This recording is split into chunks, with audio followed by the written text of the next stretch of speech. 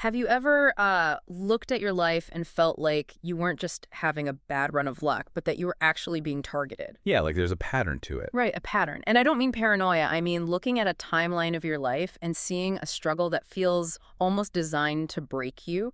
Not just one bad Tuesday, but, a decade of bad Tuesday. It's the difference between an event and a condition. Yeah. We usually treat trauma as a single crash, a moment of impact. Exactly. But what you're talking about is erosion. It's chronic. It's the feeling that opposition is the default setting of your entire existence. It's exhausting, honestly, just to talk about it. But that is exactly why we need to talk about the text we have today. We are doing a deep dive into Psalm 129. And I have to say, this isn't one of those nice needlepoint pillow verses. No, definitely not. It is gritty. It's arguably one of the most brutally honest yet strangely hopeful things I've ever read. It really is. It does not shy away from the ugliness of suffering at all. In the biblical canon, this is one of the songs of ascents. Which were basically road trip songs, right? Essentially, yes. These were the anthems sung by pilgrims traveling up to Jerusalem for the annual holy festivals. So you have to picture the scene. Families, communities, walking these dusty roads, gaining elevation. They're likely tired, probably thirsty. And they're singing this together. Right. But it's not a cheerful, hey, we're almost there kind of tune. It's a communal song about surviving deep, repetitive trauma. It sets such a different tone than what we are used to. We usually want to sing about victory. They're singing about scars. And the imagery here, It's very intense. we really need to unpack it because it's all agricultural. But not the nice amber waves of grain kind of agriculture. It's violent. Very violent. It centers entirely on plowing and harvesting. So our mission today is to take this ancient imagery, the plow, the furrows, the grass on the roof, and figure out what on earth it has to do with us. We want to see how this speaks to modern burnout, to that feeling of just being done, and ultimately how it reshapes our trust in God. And we should probably establish the vibe right away. Psalm 129 is a text of resilience. Yeah. It starts with a complaint. It says, "They have afflicted me from my youth." But it pivots to a huge declaration. Yet they have not prevailed. That yet is the hinge the whole thing swings on. So let's get into the text itself. Verse 1 kicks off with, "Many a time have they afflicted me from my youth, may Israel now say." And then verse 2 immediately repeats it. "Many a time have they afflicted me from my youth." Why say it twice, though? Is that just for the rhythm of the song? It's for emphasis, sure, but it's also the voice of sheer exhaustion. It's like when you're venting to a friend and you repeat your main point, just to make absolutely sure they feel the weight of it. Like they hit me, and then they hit me again. Exactly. It emphasizes the frequency. Many a time. And that phrase, "from my youth," contextually, who is actually speaking here? The text identifies this speaker as Israel. So collectively, the nation is looking back at its long history. Slavery in Egypt, wandering in the wilderness, wars, exile.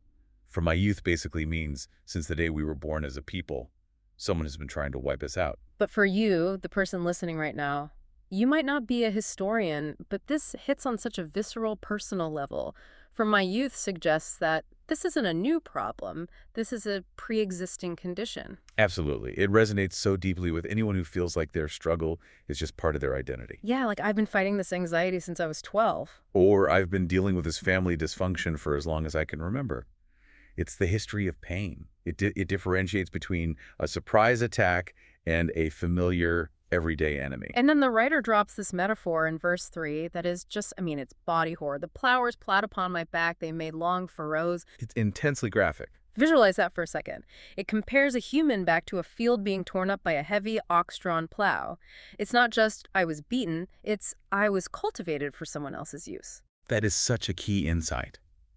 In the ancient world, plowing was an act of dominance over the earth. You break the ground to force it to produce what you want. Wow. By using this metaphor, the psalmist is saying, I've been dehumanized. I've been treated like dirt, literally. Walked over, cut open, and used. And the phrase, they made long their furrows. That implies time, doesn't it? This wasn't a quick slash. No, not at all. A furrow is a trench. To make it long means the suffering was drawn out. It's just a massive amount of endurance. The pain went deep and it lasted a long time. Yeah. It's a description of trauma that leaves a permanent mark, a track record on your soul. You know, what strikes me here is the validation of it all. I think a lot of us feel like if we have faith, we shouldn't feel this broken. But the text isn't saying, just smile, it's all good.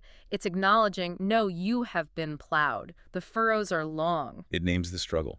You cannot heal what you don't acknowledge. Resilience isn't about pretending the plow didn't hurt. It's about what happens next. And that brings us to that massive pivot in verse 2.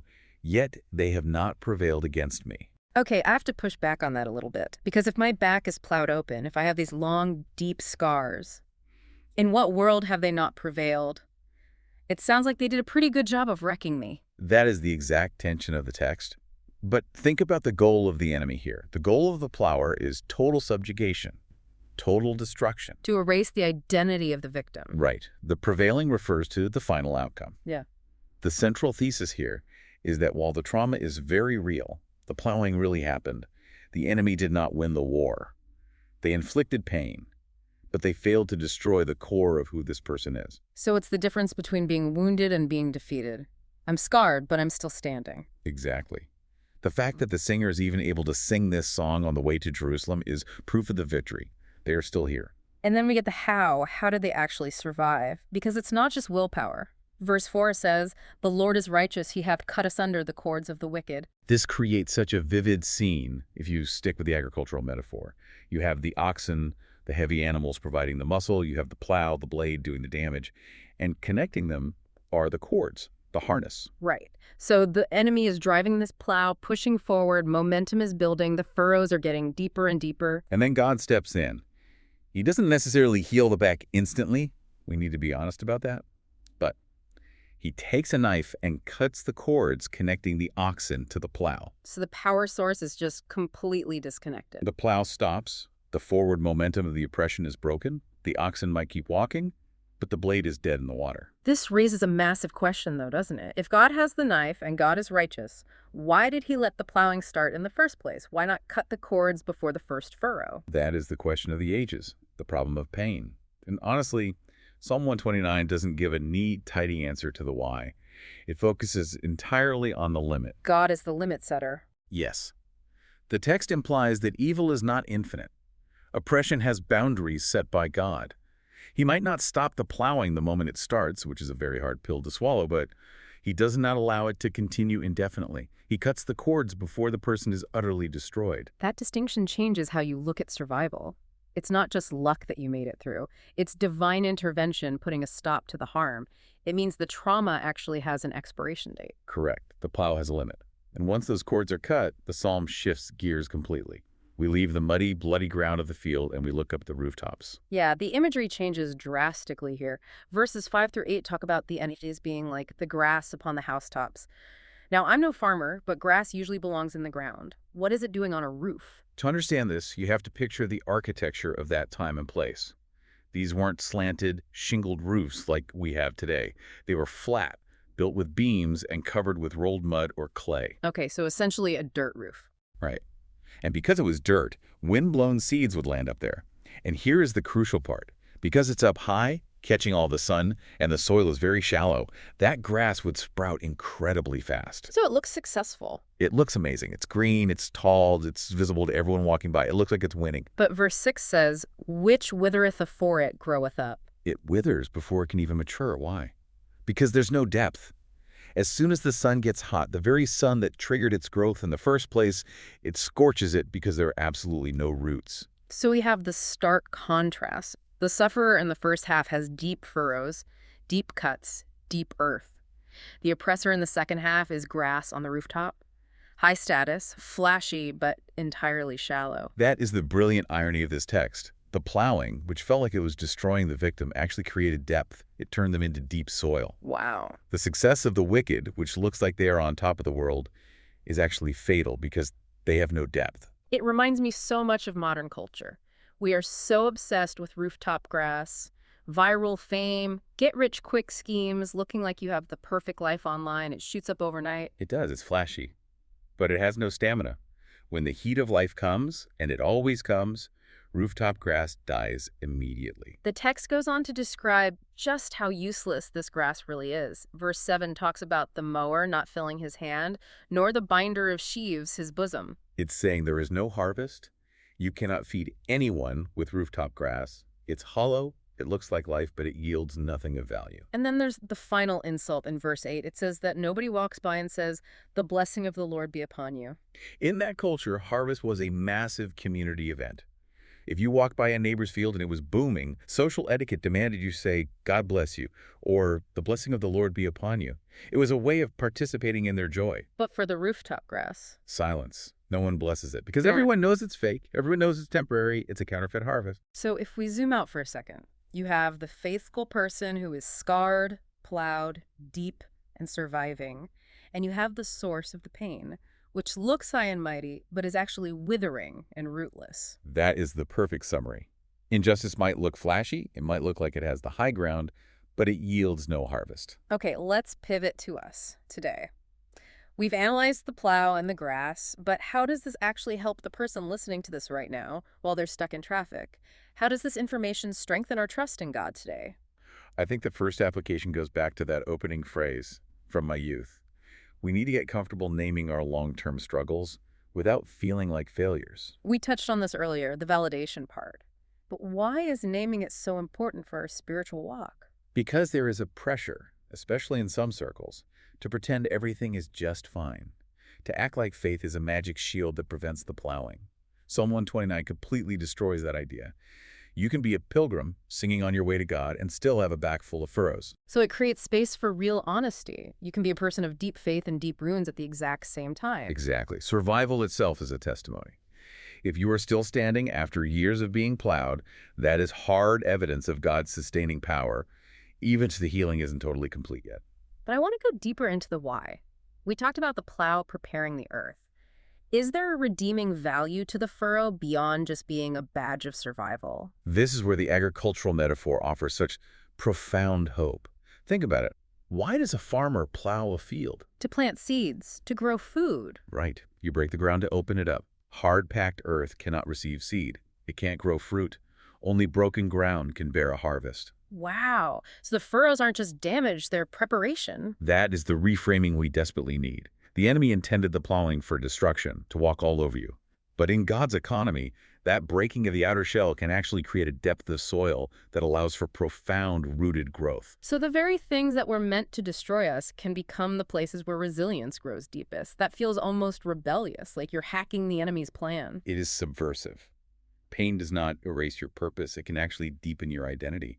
The person who has been plowed has a capacity for empathy, for endurance, and for depth that the rooftop grass person simply does not have. That leads right into that contrast we saw, deep versus shallow. We live in a world that constantly tells us to be rooftop grass. We do. We're told to prioritize visibility over viability. But this song is a call to invest in your roots, character, integrity, faithfulness, when absolutely no one is watching.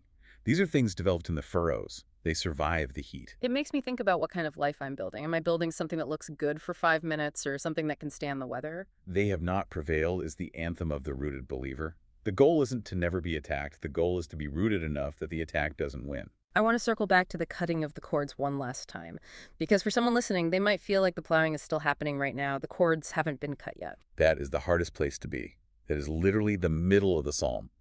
But the text encourages us to view God as the limit setter. How do we trust him in the delay, though, when it hurts? By believing that he is monitoring the situation. The text says the Lord is righteous. He isn't asleep. He sees the cords. He sees the oxen. And he has the knife ready. Trusting him means believing that opposition is not ultimate. It has an expiration date. That is a huge comfort. The struggle is not the final chapter. Never. The final chapter is the harvest for the righteous. If this kind of deep, practical faith resonates with you, if you want to move from just surviving the plow to actually growing something beautiful in those furrows, we want to help you do that. We have a community where we share resources to help you apply these ancient truths to your modern life. We'd love for you to support the podcast and get those resources by joining our mailing list. You can just go to https://bit.ly/practical advice. Yes, please go check that out. That's https://dip.laos or A Lady Practical Advice. We want to stay connected with you. Now, as we wrap up this deep dive, we always like to leave you with something to chew on. We don't want you to just turn this off and forget it. We know the plowing hurts. We've established that today. But looking at your own life right now, the specific struggles you are facing, how will you apply this information in your life? Here is the question. Will you focus on the scars, or will you focus on the God who cut the cords and gave you the strength to say, they have not prevailed? Think about that. Thanks for diving deep with us. We'll see you next time.